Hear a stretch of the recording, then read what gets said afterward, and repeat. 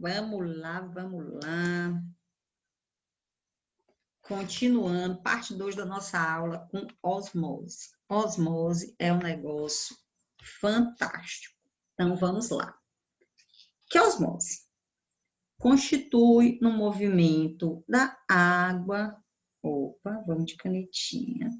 Constitui no movimento da água, causado pela diferença de concentração. Então, o que é que eu tenho? Eu vou pegar o desenhozinho aqui. Eu tenho aqui a minha membrana, certo? Tenho aqui a minha membrana. Eu tenho aqui esse lado com a água e eu tenho esse aqui, um lado super concentrado de cloreto de sódio, que é sal. O que é que a água vai fazer? É o movimento da água. Então, a água vai para onde tem um meio mais concentrado. Isso é osmose, certo? Então, é a água que vai fazer o movimento através de uma membrana. Então, a água é a substância mais abundante que difunde através da membrana celular. Porém, a quantidade que se difunde em ambas as direções está equilibrada de uma forma tão precisa que o movimento da água é praticamente zero e, portanto, o volume celular permanece constante. Quando o volume celular não está constante, é aquilo que a gente vai chamar de células túrgidas, que a gente vai ver mais na frente. Não vou nem antecipar esse ponto, não. Não vamos antecipar esse ponto. O que é importante daqui é osmose é o movimento da água através de uma membrana.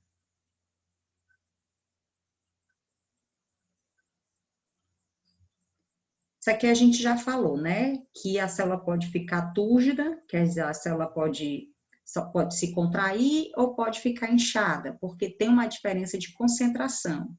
Então, se aqui eu coloco uma célula e eu não tivesse esse controle de osmose, essa água poderia sair e a célula ficar menorzinha, ou ou a água poderia entrar muito e a célula ficar bem inchada.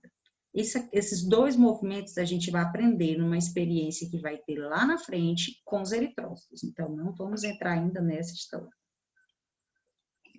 Pressão osmótica. Se a gente já sabe que a osmose é o movimento da água através de uma membrana, o que será pressão osmótica?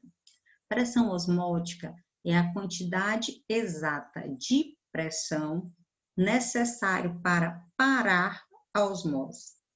Então, é a quantidade de pressão necessária para parar a osmose. O que é que determina essa pressão osmótica?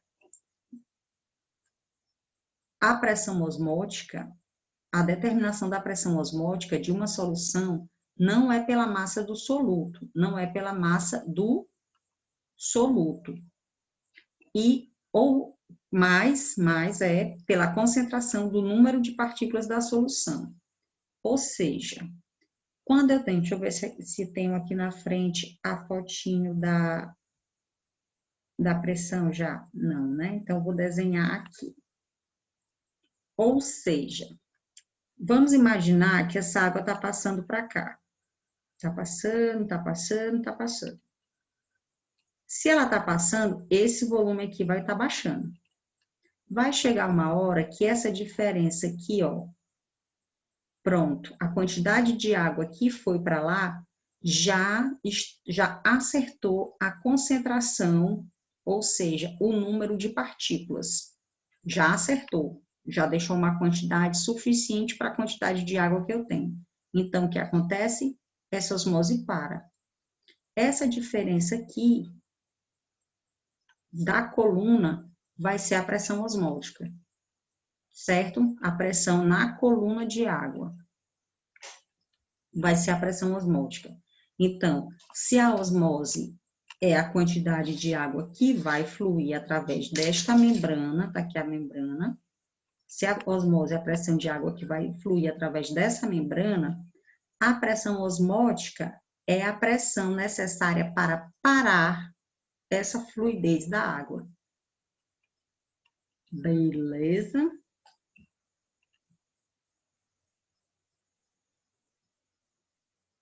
Por que é importante a gente saber disso? Vamos aqui tratar sobre osmol. É a quantidade, é uma unidade de medida.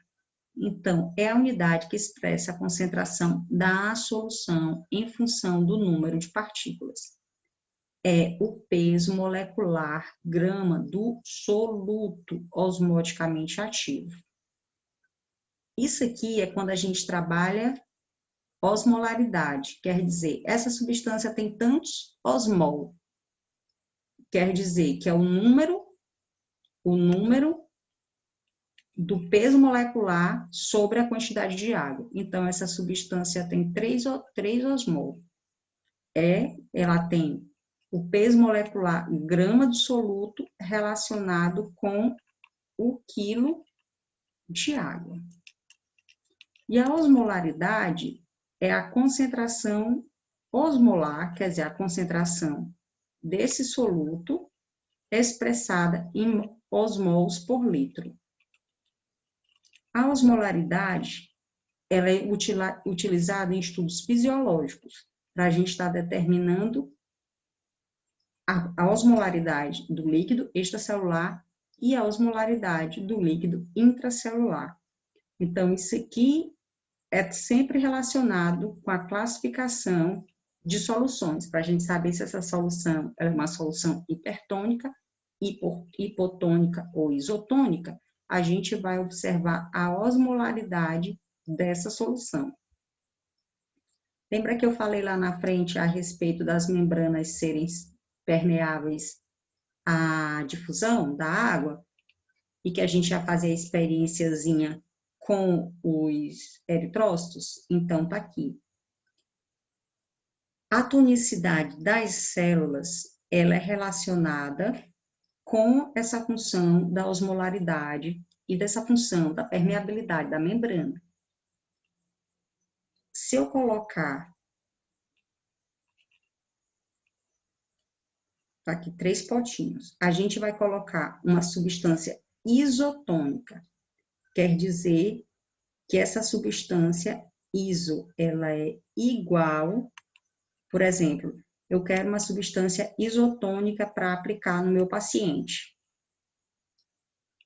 Essa aqui, ela é uma substância, vamos botar o soro fisiológico 0,9%.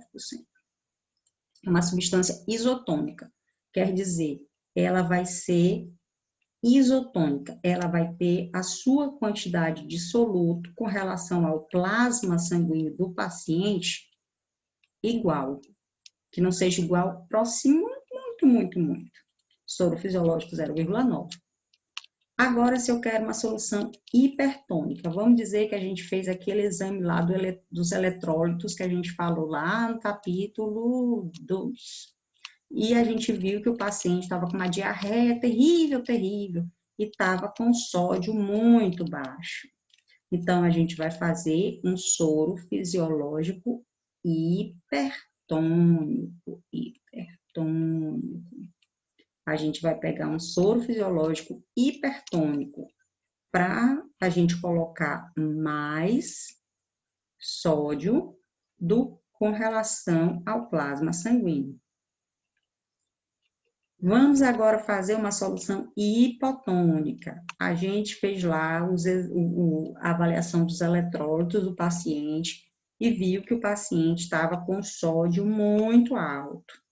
Sódio do cara aqui, ó, sódio muito alto. Aí, o que a gente vai fazer? Vamos fazer um soro fisiológico hipotônico nesse paciente. Então, a gente vai fazer um soro fisiológico com menos sódio do que isso. Então, a quantidade de soluto com relação ao plasma vai ser menor. Nesse caso, qual é o soluto que a gente está observando? O sódio. Mas a gente pode fazer concentrações de potássio, a gente pode estar trabalhando de acordo com aquele linda tabelinha de eletrólitos que a gente aprendeu ou vai aprender, se Deus quiser, e abençoar. Até aqui, show, né? Sim, espero. Gente, transporte ativo. Começou um negócio que todo mundo acha que sabe, a gente pensa que sabe, e não, a professora aperta e a gente não responde. Transporte ativo. Nós vamos ter o transporte ativo primário, o transporte ativo secundário e o transporte ativo através das capas celulares. O transporte ativo primário, a energia vem do ATP, certo? Vem do ATP. Então, bomba de sódio e potássio, bomba de cálcio, bomba de hidrogênio, tudo isso é um transporte primário, tá? O transporte secundário, aí que começa as coisas. Só por alto, porque depois a gente vai entrar nos slides específicos.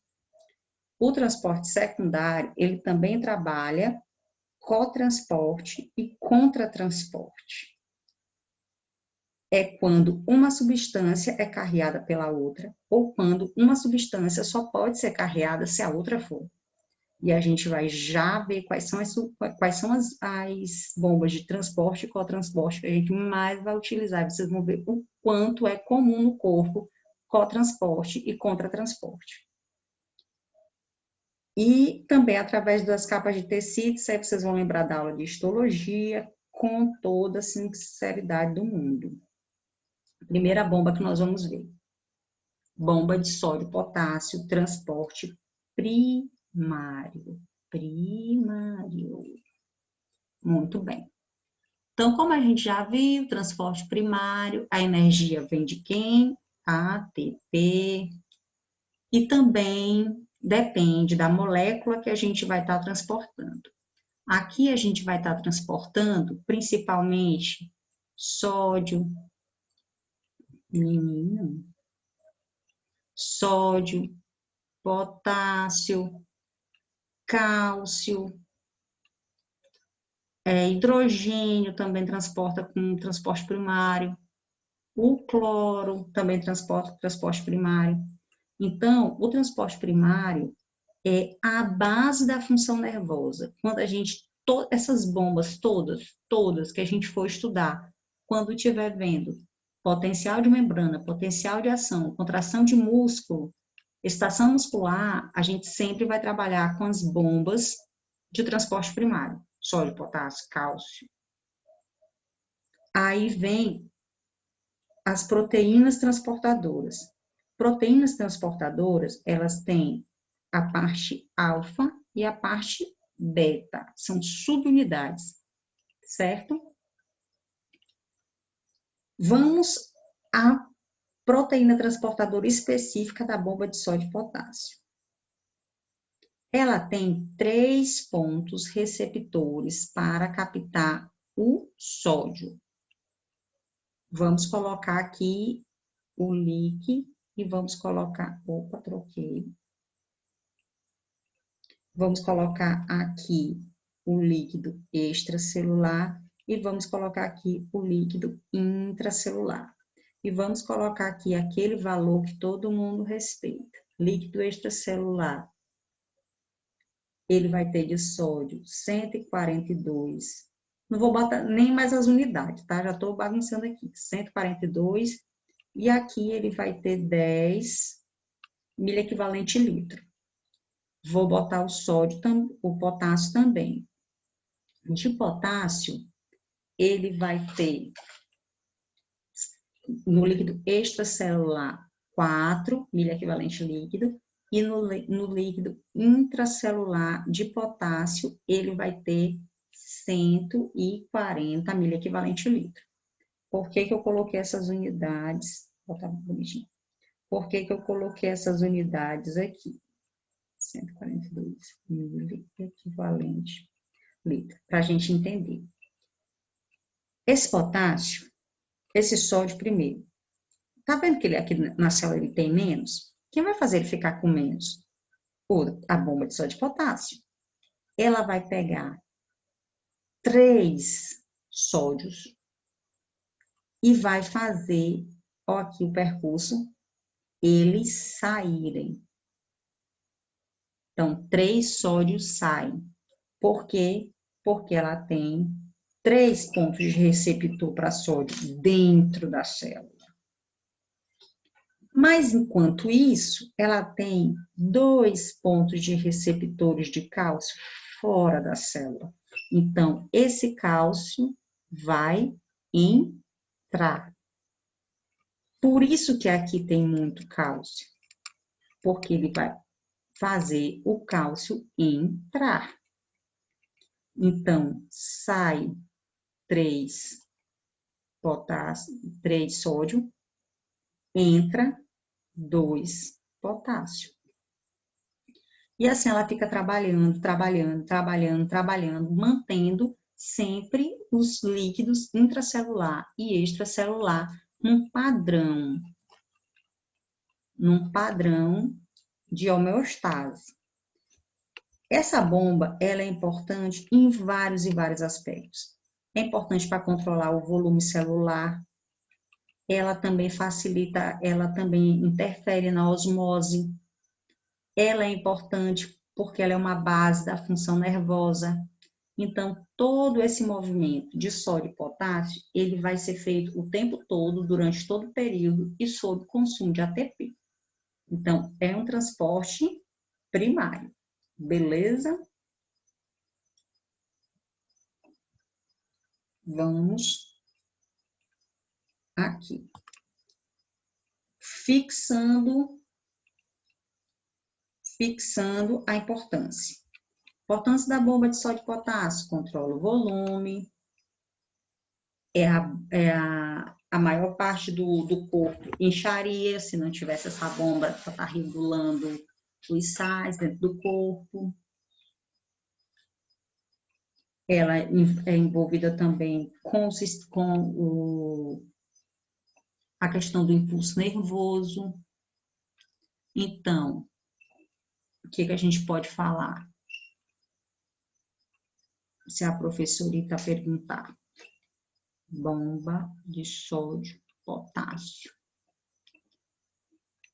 Mantém diferença de concentração do líquido e do leque dentro dos valores adequados. Outro, estabelece, olha só que lindo, é a bomba de sódio e potássio que estabelece o potencial elétrico negativo dentro da célula. Para quem não lembra, essa aqui é nossa célula, nosso núcleo.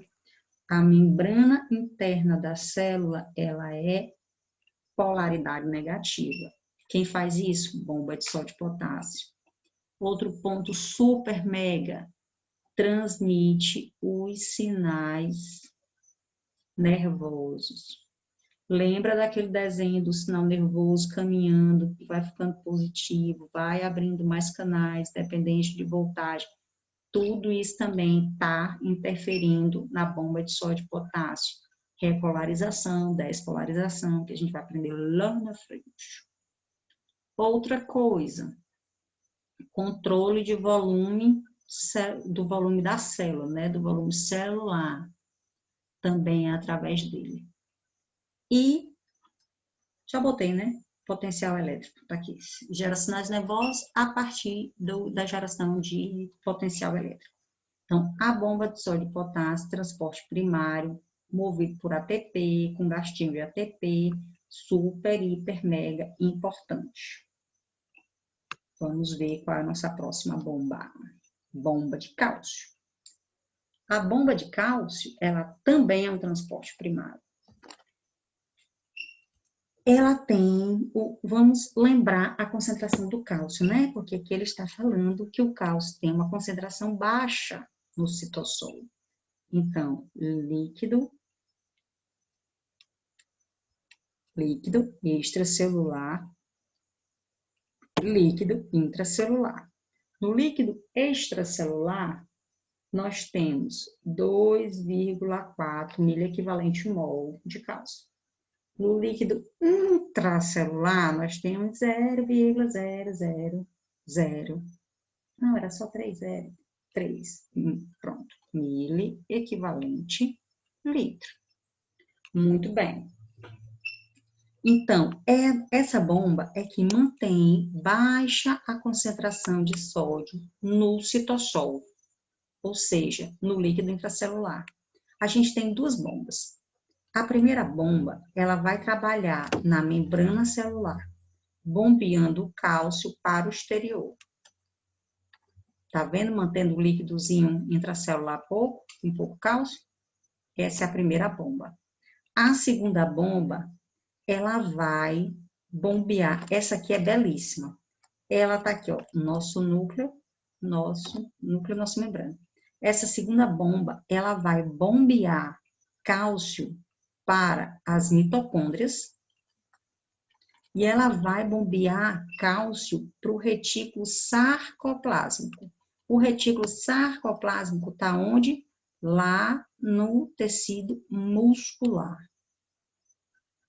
Quando a gente estiver estudando contração do músculo esquelético, a gente vai ver o retículo sarcoplásmico, que ele é cheio de cálcio, e esse cálcio ele está envolvido com a troponina C, está envolvido com aquele complexo troponina-tropomiosina, que vai gerar a contração. Então, a gente vai ver lá na frente. E a gente vai lembrar que isso é uma bomba. Quem faz o sódio ficar o tempo todo, libera do retículo sarcoplasmático e volta, libera e volta, é uma bomba. A proteína transportadora, ela penetra a membrana e atua como uma enzima. O nome ela também utiliza um ATP, então ela tem uma ATPasa, que é uma enziminha que quebra essa molécula de ATP para liberar energia para fazer essa bomba trabalhar. Transporte ativo primário de hidrogênio. O transporte ativo primário do hidrogênio, ele é super presente nas glândulas gástricas. Alguém já se perguntou, tá aqui o meu estômago, alguém já se perguntou, lindo, né? Belíssimo. Alguém já se perguntou como forma o ácido clorídrico dentro do estômago? Alguém já se perguntou? São duas bombas. A bomba de cloro e a bomba de hidrogênio. Então, essa bomba que a gente está vendo primeiro é a bomba de hidrogênio. Essa bomba, ela faz com que as glândulas gástricas, elas secretem o HCl, que é o ácido clorídrico. Ela também faz com que a urina seja ácida. Lembra que a gente viu que o pH da urina é ácido? E que por causa disso, a quantidade de bactérias, a urina dentro da bexiga, ela se torna um ambiente, a bexiga, ela é considerada um ambiente estéril, e o pH ácido e a lavagem dessa bexiga constante, quando a gente vai processa de diurese, faz xixi, processa de diurese, faz xixi, tem a drenagem, faz xixi.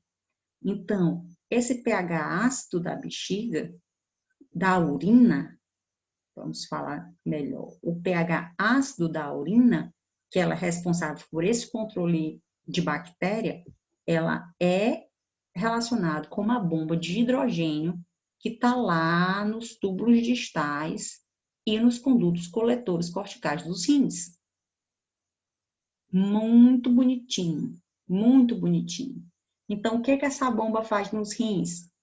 Ela vai retirar o excesso de íons de hidrogênio do corpo. E se essa bomba não funciona, em vez da urina ficar ácida, quem vai ficar ácido, meu filho, é o sangue. E isso vai causar uma acidose metabólica. Então, olha como uma bomba faz um monte de coisa legal. Controla o pH do estômago, controla o pH da urina, faz esse controle bacteriano e ainda por cima controla o pH do sangue. também, né? Além de outros vários fatores que não estão aqui no caso. Esse é só um dos fatores. Não estamos falando dos outros amortiguadores, não. Então, vamos lá. Só uma bomba super divertida. Agora vamos ao transporte ativo secundário, né, gente? Falamos o tempo todo de transporte ativo primário, vamos de secundário. O transporte ativo secundário, ele se produz quando o transporte ativo de sódio para fora da célula, a energia de difusão do sódio arrasta consigo outras substâncias. Esse fenômeno determina transporte ativo secundário. Um exemplo muito claro de transporte ativo secundário que nós temos é com relação à glicose. A glicose, ela tem um transporte ativo secundário junto com o sódio nas células do epitélio do intestino. Então, a glicose, baguncei aqui minhas risquinhas. A glicose, ela participa desse transporte ativo secundário.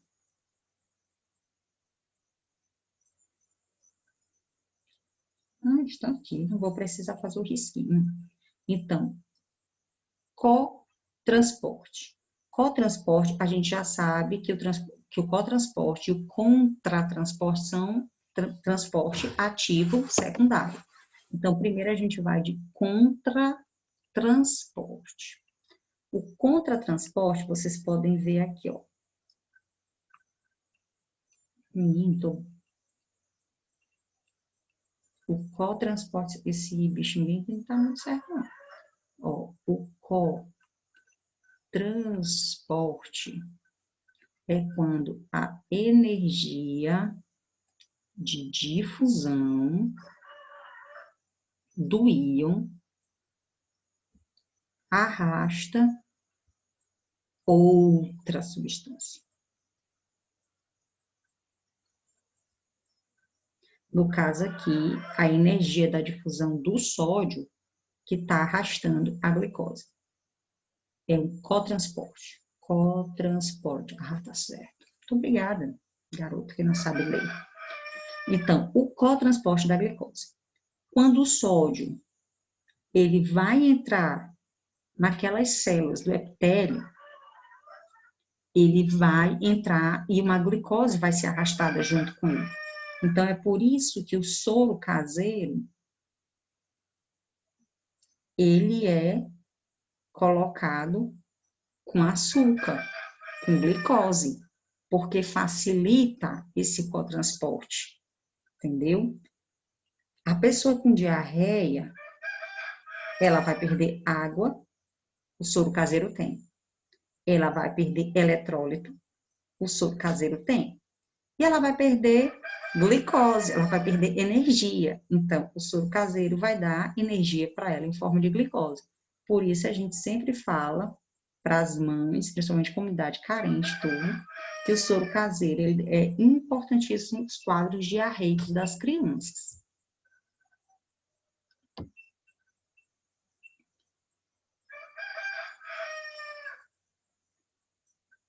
Quando o sódio e a glicose se unem a uma proteína de transporte, produz automaticamente o câmbio de configuração. E tanto o sódio quanto a glicose passam juntos. Então, é cotransporte, porque a energia de um íon arrasta consigo a outra substância.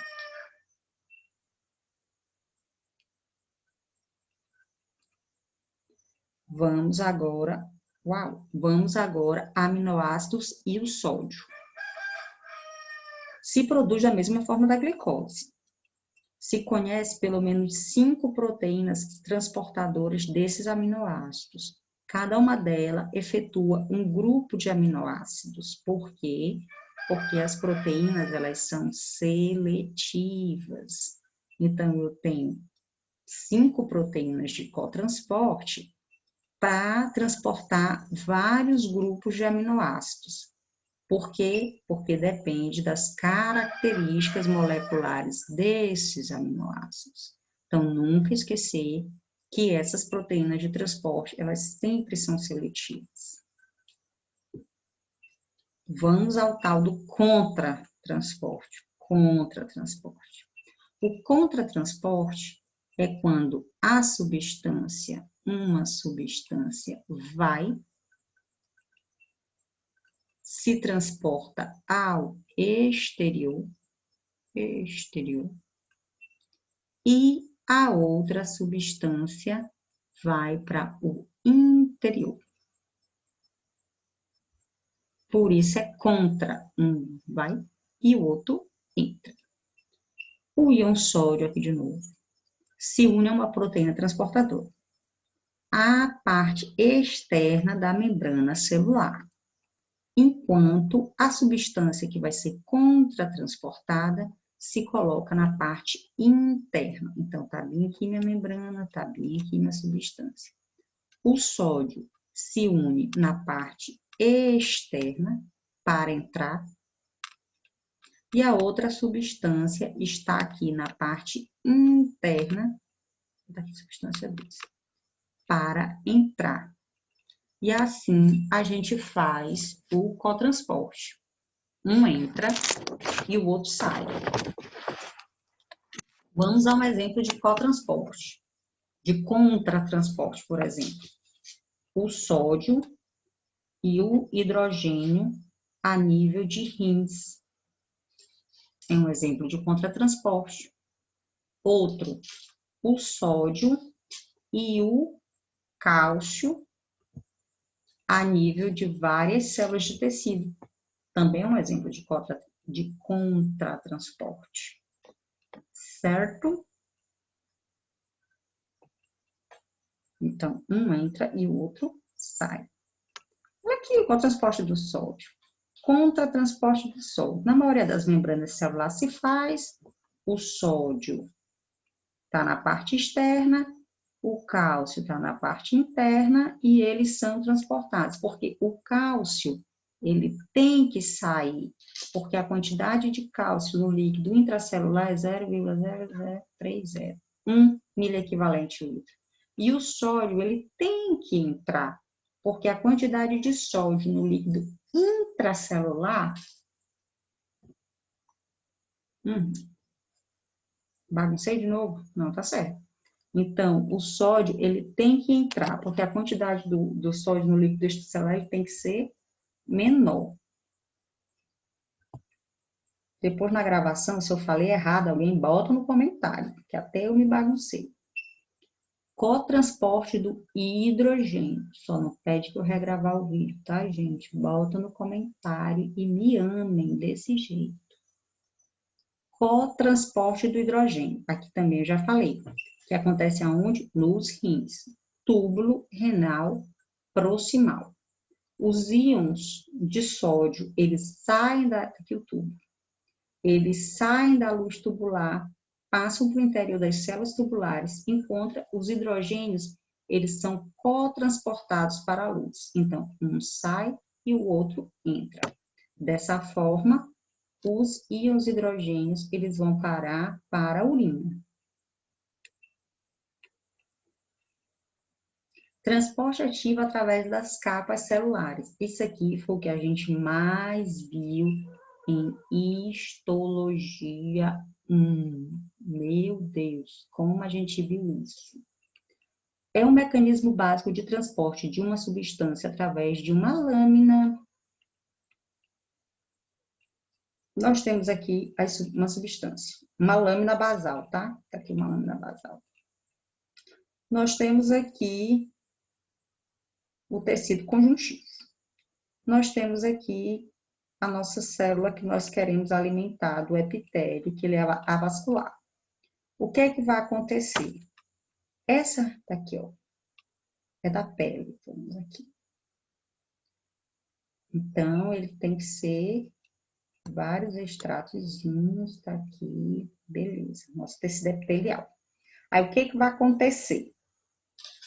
Essa substância, ela vai passar de onde tem vascularização até várias camadas, até chegar à última camada de célula que ela precisa alimentar, através do transporte ativo de cargas.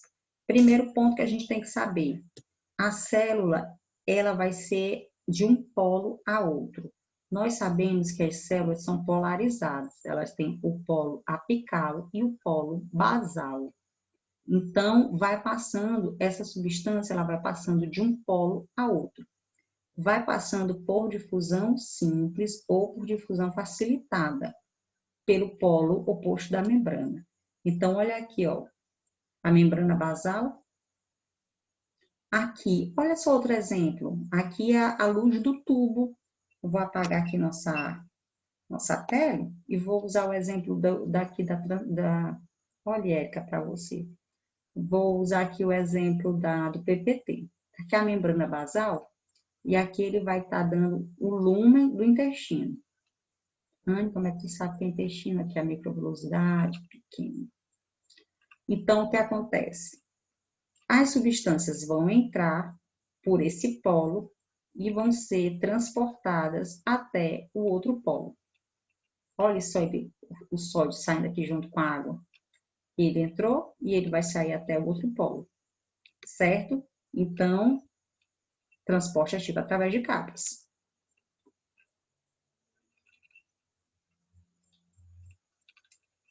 Sítios onde se produz esse transporte ativo através de capas.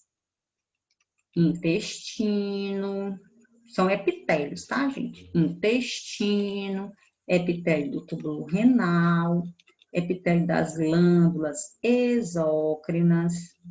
A gente já viu muito isso em histologia também. Epitélio da vesícula biliar, certo?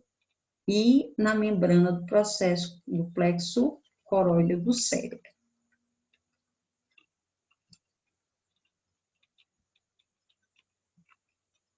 Através desse